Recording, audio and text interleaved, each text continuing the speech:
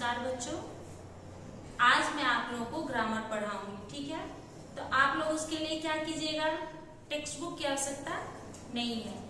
आप अपने पास एक रफ बुक ले लीजिए और पेन ले लीजिए। ठीक ना। अब आपकी अध्यापिका जी आप लोगों को एक बार व्याकरण की जानकारी शुरू से देंगी। आप लोगों को कुछ बच्चे ऐसे हैं जिनको कि लगता है नहीं, टीचर को शुरू से ही पढ़ाना चाहिए। कुछ बच्चे अरे ये तो मुझे मालूम है, नहीं, जिनको मालूम है वो भी और जिनको नहीं मालूम है वो भी अब शुरू से एक बार ग्रामर देख लीजिए। ठीक है, थोड़ा सा मैं फास्ट बोलूंगी क्योंकि आप लोगों को संधि, समास, बहुत सारी जानकारी देनी है। ठीक ना। आप लोगों को पहले से संज्ञा सर्वनाम मालूम है, ये मुझे भी पता है, फिर भी एक बार मैं इसे दोहराना चाहूंगी। सबसे पहले संज्ञा। संज्ञा किसे कहते हैं? अगर आप लोग पेन लेके तैयार हैं तो आप मेरे साथ लिख सकते हैं रफ बुक में, नहीं तो फिर बाद में, लेकिन उसको लिखिएगा जरूर। तो संज्ञा किसे कहते हैं? किसी व्यक्ति, वस्तु, स्थान या जानवर के नाम को बताने वाले शब्द को संज्ञा कहते हैं। किसी व्यक्ति,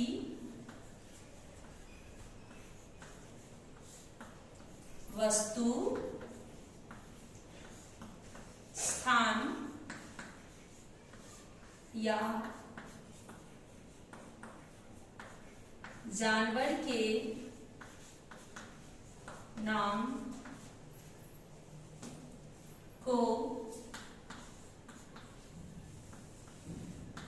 बताने वाले शब्द को संज्ञा कहते हैं।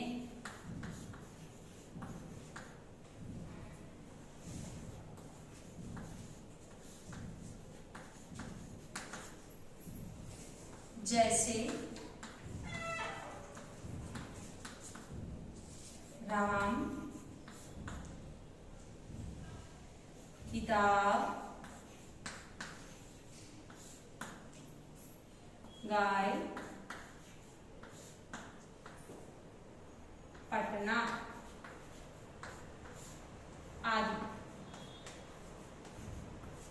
अब इसमें आप लोग देखेगा कि संज्ञा किसे कहते हैं। टीचर ने यहाँ क्या लिखा? किसी व्यक्ति, वस्तु, स्थान या जानवर के नाम को बताने वाले शब्द को संज्ञा कहते हैं। संज्ञा किसे कहते हैं? किसी व्यक्ति, वस्तु, स्थान या जानवर के नाम को बताने वाले शब्द को संज्ञा कहते हैं। अब यहाँ जैसे मैं क्या दिया, उदाहरण में क्या है? राम, किताब, गाय, पटना आदि। आप लोग समझ गए? Very good. अब इसके बाद हम लोग क्या जानेंगे? संज्ञा के भेद। संज्ञा कितने प्रकार के होते हैं? तो हम लोग यहाँ लिखेंगे संज्ञा 5 प्रकार के होते हैं। 5 प्रकार के होते हैं। ठीक है, संज्ञा कितने प्रकार के होते हैं? 5 प्रकार के होते हैं।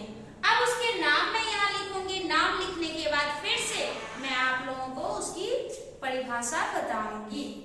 तो सबसे पहला क्या है? व्यक्तिवाचक संज्ञा। व्यक्तिवाचक संज्ञा। दूसरा क्या है? जातिवाचक संज्ञा। जातिवाचक संज्ञा। ठीक ना। अब तीसरा क्या है? भाववाचक। भाववाचक या गुणवाचक। भाववाचक संज्ञा। चौथा क्या है? समूहवाचक।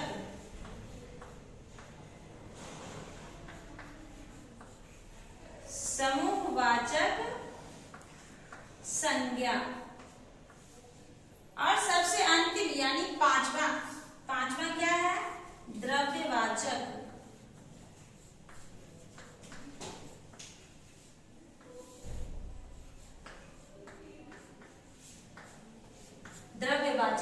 संज्ञा।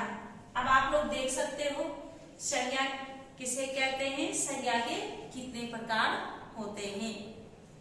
अब मैं आप लोगों को बताना चाहती हूँ कि व्यक्तिवाचक संज्ञा किसे कहते हैं, फिर जातिवाचक संज्ञा किसे कहते हैं, भाववाचक संज्ञा किसे कहते हैं, समूहवाचक संज्ञा किसे कहते हैं और सबसे लास्ट में द्रव्यवाचक संज्ञा किसे कहते हैं।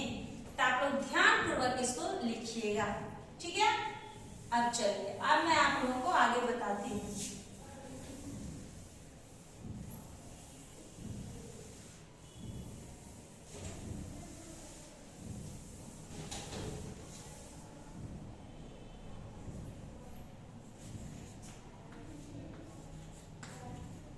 सबसे पहले व्यक्तिवाचक संज्ञा। अब व्यक्तिवाचक संज्ञा क्या है, किसी खास, किसी विशेष व्यक्ति, विशेष वस्तु, विशेष स्थान के बारे में बताया जाए उसे व्यक्तिवाचक संज्ञा कहते हैं। किसी विशेष व्यक्ति, विशेष वस्तु,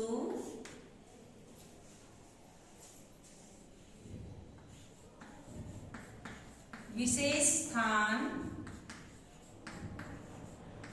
या विशेष जानवर का बोध हो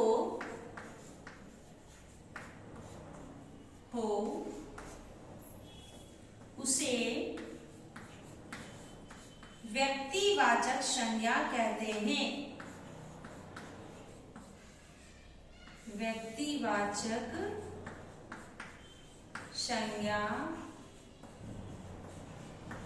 कहते हैं। अब यहां पे आपको दिया हुआ है किसी विशेष व्यक्ति, किसी विशेष व्यक्ति, विशेष स्थान, विशेष वस्तु या विशेष जानवर के बारे में बोध हो तो उसे व्यक्तिवाचक संज्ञा कहते हैं। जैसे ताजमहल, जैसे ताजमहल,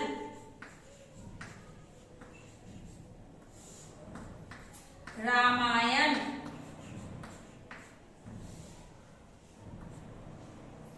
जैसे ताजमहल, रामायण, दशरथ,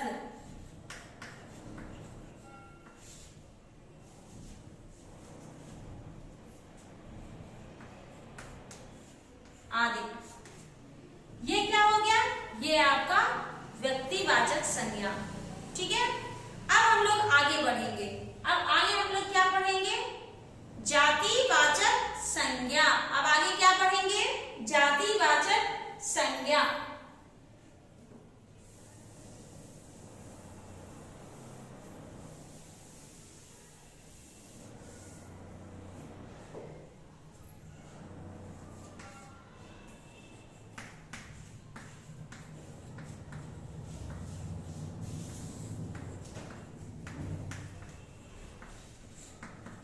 जातिवाचक संज्ञा में क्या है, जिससे पूरी जाति का बोध होता हो। जैसे लड़का, अब लड़का है तो मैं किसी लड़का का, एक बच्चे का नाम बोली नहीं बोली, लड़का यानी कोई भी हो सकता है, कोई भी लड़का हो सकता है, उसमें तुम हो सकते हो, कोई और हो सकता है। लड़का बोलने से पूरी जाति का बोध होता है, जिससे पूरी जाति का बोध हो, जिससे पूरी जाति का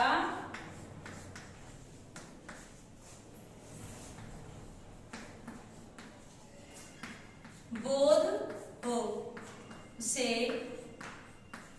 जातिवाचक संज्ञा कहते हैं।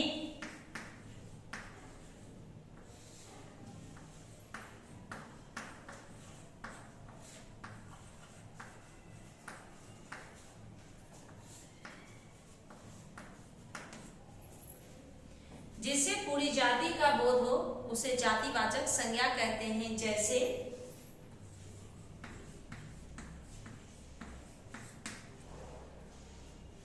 लड़का,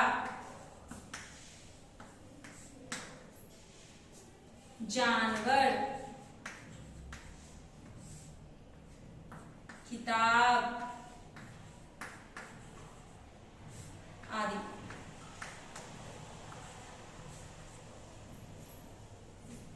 अब इसमें दिया गया है लड़का।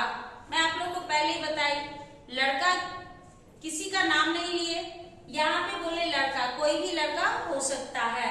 फिर यह जानवर, जानवर में किसी का नाम नहीं है कि ये कुत्ता है, बिल्ली है, क्या है, जानवर, कोई भी जानवर हो सकता है। किताब, किताब में कोई भी किताब हो सकती है, या तो तुम्हारे सब्जेक्ट से है या फिर कुछ और, तो उसे हम जातिवाचक संज्ञा कहते हैं। ठीक है, अब हम लोग आगे बढ़ते हैं। जातिवाचक के बाद क्या हो जाएगा? भाववाचक।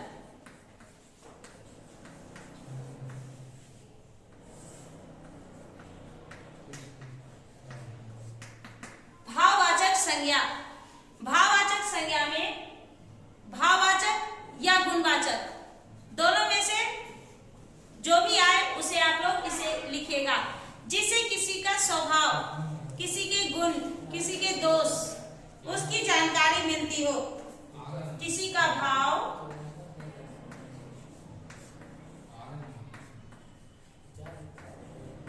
स्वभाव,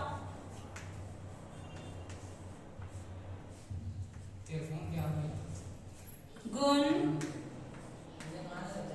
या दोष का बोध हो उसे भाववाचक, भाववाचक संज्ञा कहते हैं। जैसे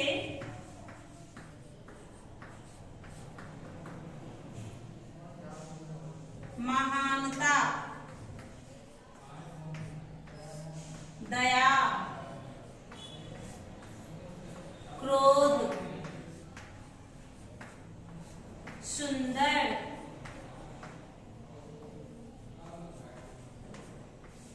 आदि। अब आप लोग देख रहे हैं भाववाचक संज्ञा में किसी का भाव, स्वभाव, गुण या दोष का बोध होता है, उसे भाववाचक संज्ञा कहते हैं। जैसे महानता, दया, क्रोध, सुंदरता इत्यादि। ये आपका हो गया भाववाचक संज्ञा। भाववाचक संज्ञा के बाद क्या पढ़ेंगे? समूहवाचक संज्ञा। भाववाचक के बाद क्या पढ़ेंगे? समूहवाचक संज्ञा।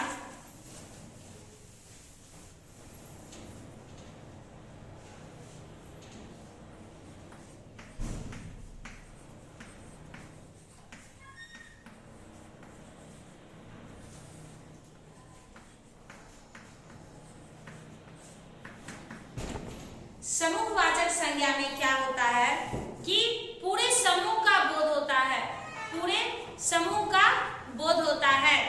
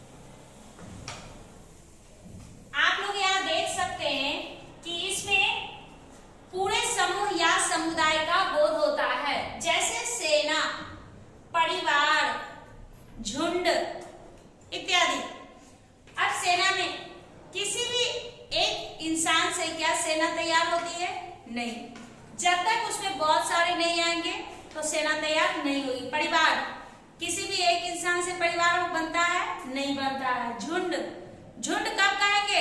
जब 10-20 बच्चे एक जगह जमा हो जाते हैं तो उसको हम लोग बोलते हैं झुंड में खड़े हैं। तो ये आपका हो गया समूहवाचक। अब सबसे अंत में क्या है? द्रव्यवाचक संज्ञा।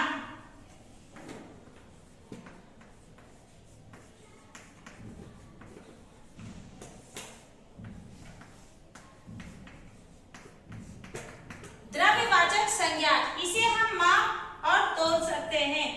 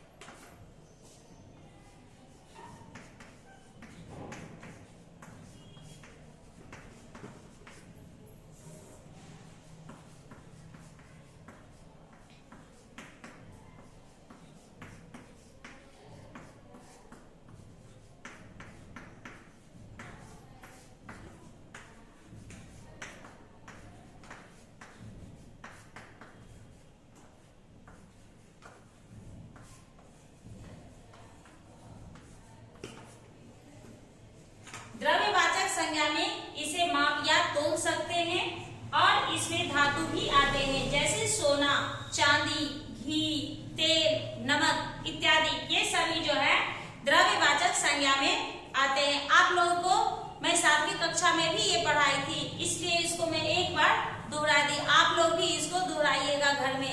तो रफ बुक में लिख करके, अगर आपके पास लिखा हुआ है तो आप उसी को पढ़िएगा। इसे अभी क्लास वर्क में लिखने की आवश्यकता नहीं है।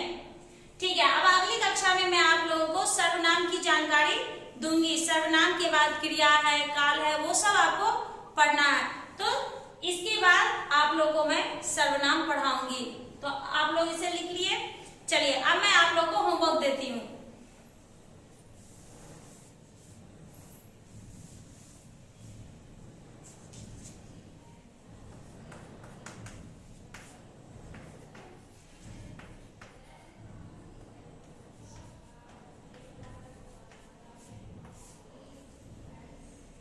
ठीक है बच्चों, अब हम लोग अगली कक्षा में मिलेंगे।